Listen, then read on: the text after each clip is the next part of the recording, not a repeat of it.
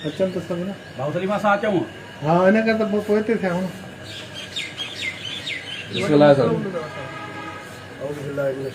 बिस्मिल्लाहिर्रहमानिर्रहीम। अॼु ही असांजो नए दरे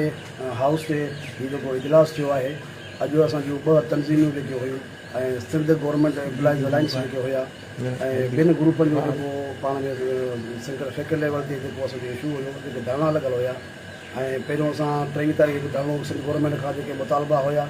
जेके मुतालबा सिंध गवर्नमेंट वफ़ाक़ खां घुरे थी असां मुलाज़िमनि जो हक़ आहे असांखे कोन थो ॾिनो वञे उन लाइ असां तंज़ीमुनि जूं मुख़्तलिफ़ जेके असां तंज़ीमूं हुयूं उहे असांजा अलायंस कया हुया ऐं उन में हिकु असां धरनो 23 तारीख़ हली चुका हुआसीं ऐं सिंध एम्प्लॉइज़ अलायंस जेको आहे 30 तारीख़ धरनो हुयो पर सिंध गवर्नमेंट असांखे को उनजो रिस्पॉन्स कोन ॾिनो ऐं असांखे हक़ खां जवाबु ॾिनो ऐं उनखां पोइ असांजे उस्तादनि ते असांजे मुलाज़िमनि ते ऐं तशदुद कयो वियो लाठीचार्ज थी गिरफ़्तारियूं थियूं ऐं शेलिंग थी उन लाइ असीं हिते अॼु को इजलास ऐं मीटिंग जो मक़सदु इहो त असांजो गॾु थियण जो मक़सदु इहो हुयो त असीं हिते अॼु तमामु जेके 2 ग्रुप हुया गवर्नमेंट एम्प्लॉइज़ अलायंस जा असां उहो ख़तमु करे हिकिड़ो ग्रुप ठाहे करे असां मुतफ़िक़ा राय सां असां सभु गॾिजी हिकु थिया आहियूं ऐं असांजो सिंध एम्प्लॉइज़ अलायंस हिकिड़ो ई ग्रुप आहे उन में असां 2 ग्रुप ख़तमु करे असांजो इस्लामाबाद जेको असांजो 21 तारीख़ ते जेको असांजो धरनो रखियलु आहे असां उनजी बिल्कुलु हिमायत कयूं था असां इन ग्रुप में शामिलु थिया आहियूं ऐं उनखां पोइ असांजे पूरे सिंध जे तमामु मुलाज़िमनि खे इहा गुज़ारिश आहे त इस्लामाबाद हिकु आवाज़ थी करे मुलाज़िमनि जी बका लाइ मुलाज़िमनि जे फ़ाइदे लाइ गॾु थियूं ऐं इहो सभु हर मुलाज़िम जो फ़ाइदो आहे ऐं असां सां जेके all government employees action committee जेके असांजी ठहियलु हुई जंहिंमें असांजा ऑल पाकिस्तान क्लर्क एसोसिएशन जेकी एपका हुई ऐं इरीगेशन डिपार्टमेंट जेके साईं मियां अब्दुर्रहीम भारो साहब ऐं ग़ुलाम क़बर मरी साहब ऑल आबदार कनाल जो प्रेसिडेंट आहे ऐं कालेट साहिब जो प्रेसिडेंट सिंध जो साईं कलब हुसैन हबड़ो साहब आहे पैरामेडिकल जो जेको साईं अब्दुर्रहमान शर साहब आहे ऐं असांजे लोकल गवर्नमेंट जा साईं हाफ़िज़ मुश्ताक अहमद कोले साहब सिंध जा सदर आहिनि ऐं अब्दुल्लादी मरखानी साहब जा जनरल सेक्रेटरी आहिनि अली मर्दान शेख साहब साईं ज़ुल्फ़िकार शाह साहब बि उन जो हिसो आहिनि पैरामेडिकल जा जेके दोस्त आहिनि उन में वाबस्ता आहिनि ऐं असांजो जेके गस्टा जा जेके ॿिया ग्रुप आहिनि पेटेल जा सेक्रेटरी दुपई साहब आहे ऐं असांजो मक़सूद मैसर साहब आहे ऐं असांजा जेके ॿिया दोस्त जेके आहिनि लोअर स्टाफ जा साजिद अली जेको आहे सजाद अली जेको आहे उहो बि असां लोअर स्टाफ प्रेसिडेंट आहे तमामु तंज़ीमूं असां मुतफ़िक़ थी करे अॼु असां ऐं हिकु अलायंस ठाहे सिंध एम्प्लॉइज़ अलायंस में ज़म थी करे ऐं सभिनी दोस्तनि सां इख़्तियार ॾिना अॼु असां मुलाज़िमनि खे हिकु करे गॾु थी हिते असां मैसेज ॾिनो आहे ऐं असांजो इहो मैसेज आहे त असां हिकु थी करे पंहिंजी गवर्नमेंट खां छिके करे असां हक़ु हासिलु करे वठूं ऐं 21 तारीख़ ते जेको सूमर ते इस्लामाबाद धरनो आहे इनशाला असां हुन में सभु दोस्तनि खे हिकिड़ो मेजाए तवसत सां तव्हां दोस्तनि जी तवसत सां असां हीअ मैसेज ॾियूं था सभु मुलाज़िम जेके आहिनि त इस्लामाबाद इकठे थियूं त असां हुन खां हक़ु सदारती जेको महिलाउनि जेके आहे आसूम ज़रदारी साहिबु जेको प्रेसिडेंट ऑफ पाकिस्तान आहिनि उन खां असां घुर कयूं था ऐं बिलावल भुट्टो ज़रदारी साहिब खां असां इहो डिमांड कयूं था असांजा हीअ मुतालबा आहिनि त असां ख़ुदा असांजे सिंध गवर्नमेंट जे मुलाज़िमनि खे ऐं हक़ु ॾियो ऐं उनखे वधीक लावारस न कयो त हीअ असां मजबूर थी असां रोडनि ते आया आहियूं ऐं इन असां घर इस्लामाबाद जो असां धरणो जेको बि थिए थो असां जेसिताईं असांखे हक़ु न मिलंदो त इनशाला असां उहो हक़ु वठी रहंदासीं ऐं हिकु जेके पॉलिसियूं ठाहिनि थियूं सिंध जे गवर्नमेंट जे ख़िलाफ़ु मुलाज़िमनि जे ख़िलाफ़ु जंहिंमें फैमिली पेंशन जे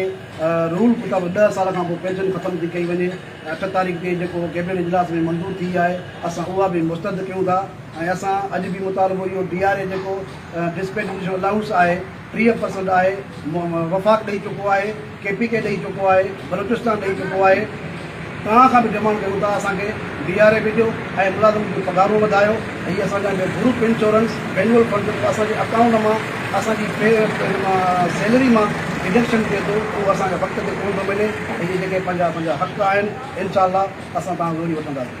मुलाज़िम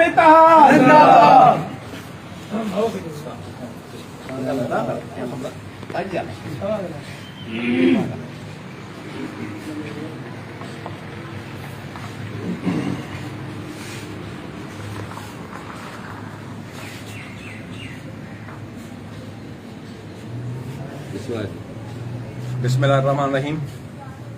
सब खां पहिरियां निहायत ई शुक्रगुज़ार आहियां साईं असांजो तमामु शाह लतीफ़ एसोसिएशन सिंध जो प्रेसिडेंट साईं मुश्ताक अहमद कोरेजो साहब ऐं तमामु असांजो प्यारो भाउ साईं बख्श अली चाचड़ साहब आपका सूबाई सदर ऐं प्लस जेकी साईं जन सां एरीगेशन ऐं कॉलेजिस मुख़्तलिफ़ जेके एसोसिएशन जा दोस्त रिलेटेड आहिनि ऐं निहायत ई उन्हनि जो शुक्रगुज़ार आहियां जो हिते आऊं अची हिननि खे मूं अपील कई त तव्हां सभु दोस्त मक़सदु हिकिड़ो आहे असांजा कम साॻा ई आहिनि इशूज़ साॻा ई आहिनि छो न असां हिकिड़े प्लेटफॉर्म ते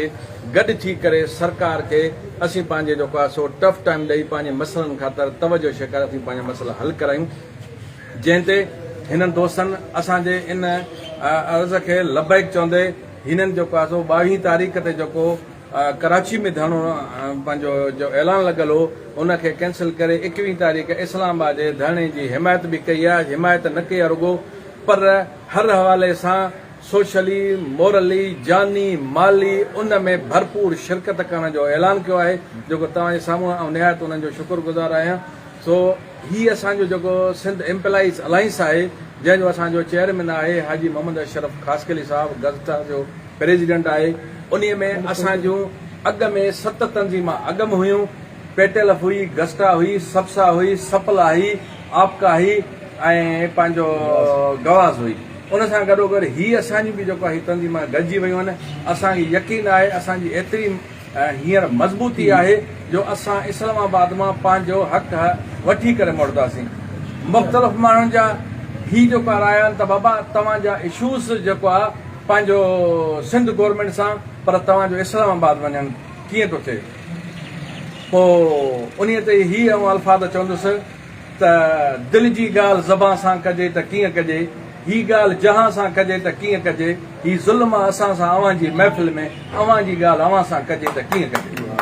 ही जेको असां सिंध गवर्नमेंट असां सां ज़्यादती करे रही आहे ही जेको सिंध गवर्नमेंट असां सां जेको आहे ज़ुल्म करे रही आहे ही असां उन्हनि जी दाह खणी था वञूं पिया जिते असांजो क़ाबिल एहतराम चेयरमैन बिलावल भुट्टो साहब फेडरल गवर्नमेंट खे शिकायत कई ऐं उन सां प्रोटेस्ट कयो ऐं त मुलाज़िमनि जी 50% जेको आहे सैलरी बेनिफिट इज़ाफ़ा कया वञनि ऐं गवर्नमेंट खे चयो त इहे बिल्कुलु थियणु खपनि पर उन जे बावजूदि जेका सिंध गवर्नमेंट आहे उहा पीपुल्स पार्टी जी गवर्नमेंट आहे त पंहिंजी गवर्नमेंट असांखे सिर्फ़ु 10% जेको आहे सो रिलीफ ॾिए पई त असीं अॼु हिन नओं दहिरो में शहीदनि जे शहर में पीपुल्स पार्टी शहीद मोहतरमा बेनज़ीर भुट्टो जे शहर में शहीद ज़ुल्फ़कार अली भुट्टो जे शहर में शहीद मीर मुर्तज़ा भुट्टो जे शहर में शहीद सर शाहनवाज़ भुट्टो जे शहर में जिन हमेशह अवाम जी ॻाल्हि कई आहे मुलाज़िम जी ॻाल्हि कई आहे पब्लिक जी ॻाल्हि कई आहे असीं उते अॼु ही उन्हनि खे अर्ज़ु कयूं था चिताव ॾियणु घुरूं था यादाश्त करणु घुरूं था त जिते सिंध जे अवाम खे हमेशह तव्हां रिलीफ ॾिनो आहे उते सिंध जो मुलाज़िम आख़िर दरबदर छो असीं ऐवान सदर जे अॻियां आसिफ अली ज़रदारी खे ही शिकायत करणु वञूं था त तव्हांजी गवर्नमेंट सिंध जे अंदरि सिंध जे एम्प्लॉई सां सिंध जे मुलाज़िमनि सां जेका ॿिए खाई करे रही आहे मुल्क जे अंदरि 2 कानून पिया हलनि जीअं साईं असांजे बख्श अली साहिबु चयो त KPK पई ॾे DRA उन खां पोइ जेको आहे बलोचिस्तान ॾे पियो ॿिया सूबा ॾियनि पिया पर सिंध सां जेको आहे नाजाइज़ी आहे ही सिंध जो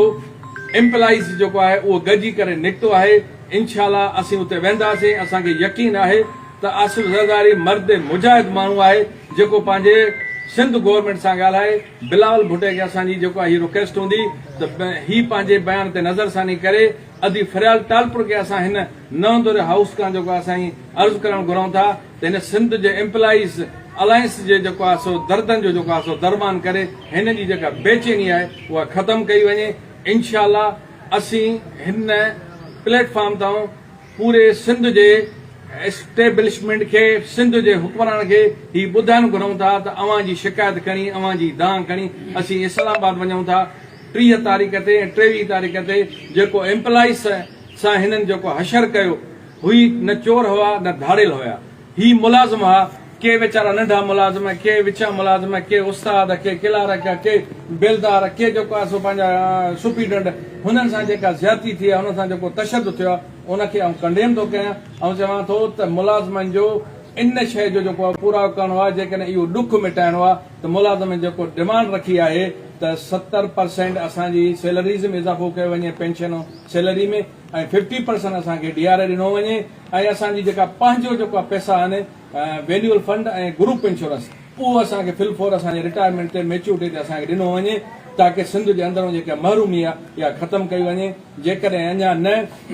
त इस्लामाबाद खां पोइ वरी नए सिर सां वरी जेको आहे नवनि जज़्बनि सां वरी असां ही मैदान सजाईंदासीं इनशाला वरी कराची जे अंदरि इनशाला जेको आहे सो मुलाज़िमनि जी जेका बेचैनी आहे ख़तमु करे वठोसीं सर असांजो हिकिड़ो सुवाल आहे त तव्हां इस्लामाबाद वञो बि था असांजो पाकिस्तान जो सदर जेको आहे उहो सिंधी आहे ऐं उन ते सिंधी थी करे तव्हां दांह बि खणी वञो था पर असांजे हिते सिंध में जेको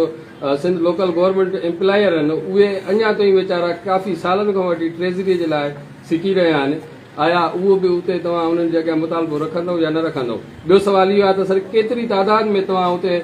जेको आहे न पंहिंजा मुलाज़िम वठी उते पहुचंदव साईं तव्हांजी तमामु बहितरीनु ॻाल्हि आहे मूं पहिरियों पंहिंजे शहर में इहा ॻाल्हि कई त अवां जी दांह जेका ॾियूं त असां कंहिंखे ॾियूं हिन सदर पाकिस्तान जी दांह कंहिंखे ॾियूं पीपुल्स पार्टी दांह कंहिंखे ॾियूं हिननि मुलाज़िमनि जी जेका जाइज़ डिमांड आहे जेका तव्हां असांखे सैलरी ॾियो था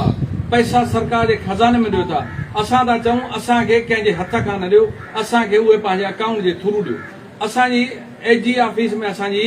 सैलरी जेको आहे सो असांजी रजिस्टर करायो हुनजी ID खोलायो त असांखे अकाउंट जे थ्रू बैंक जे थ्रू असांखे सैलरी ॾिनी वञे ही इन जी शिकायत जाइज़ आहे इहो बि असां उते पंहिंजो दांह ज़रूरु रखंदासीं ॿियो सवाल कयो तव्हां त केतिरी तादाद में मुलाज़िम केतिरी तादाद में तादाद असांजो तमामु घणे खां घणो हूंदो सबबु हीअ आहे त फ़ासिलो वॾो आहे सभु उस्ताद मिसकिन माण्हू आहिनि असांजो जेतिरो बि तादाद हूंदो वधि में वधि हूंदो पर जज़्बा असांजा जबलनि जहिड़ा जवान हूंदा इनशाला जेको आहे उते तव्हां इस्लामाबाद में ॾिसो त कीअं मुलाज़िम उते पहुचनि मतिलबु हे जेको कराची में तशदुद थियो उन जे ख़ौफ़ खां होॾे त नथा वञो न ख़ौफ़ त सदाई न आहे असां हमेशह जेको आहे न सिर ते इहे पंहिंजो लाठी चार्ज आंसू गैस वाटर कैनन पुलिस जूं शेल जेल थाना इहे सभु ॾिठियूं वेंदा आहियूं इन जो को बि असांखे फ़र्क़ु कोन थो पए इहो हिकु दफ़ो न पर 10 दफ़ा असांखे ॿधनि पर असां पंहिंजे मक़सद तां कॾहिं न हटंदा थैंक यू सर मुलाज़िमिता मुलाज़िमिता सीता मुलाज़िम भाई भाई साथ वगैरह तकलीफ़